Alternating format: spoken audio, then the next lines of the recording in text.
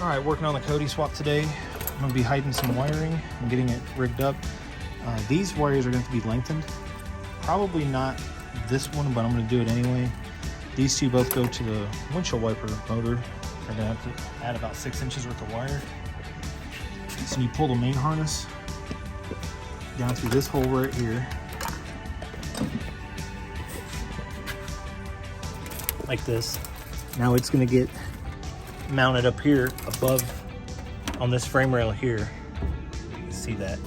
Probably about right here, I'll put the solenoid and then I'll zip tie the wires up into here.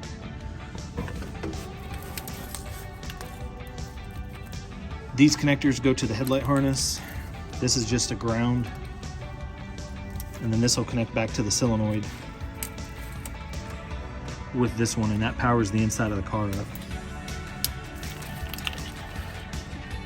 This little one here goes to your windshield washer fluid. And I believe this connector is for daytime running lights. It's not used in the United States. It was something that the Canadians did. But it'll just get zip tied up there also. Okay, so you can see here from this wire to there, it's going to be a few pieces about that big. Then I'll butt connect them and heat shrink them. All right, I got those wires extended. Next, I'm going to buy some split loom to put it on there to cover it up, make it look a little better. And I got the solenoid mounted. And next I need to pull the headlight harness stuff inside of the fender well. I'm going to tuck this up underneath the core support, and that'll be it. Okay, back to the wire tuck. This sheathing here has some hard plastic wrap around it, so I cut it off. And I'm going to tuck it into this hole for the headlight. I undid the grounds on both sides just in case.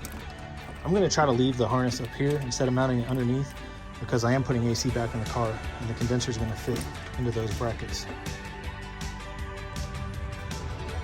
All right, I brought the harness through from up here. It's coming this way.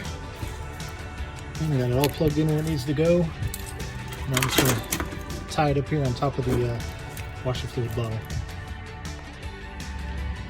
That's how it should look when you're done. The ground wires are reconnected. Everything's back in its place. Now, if I don't like it later, I will pull the condenser back out and tuck it up underneath there. But for now, I think that's going to be all right.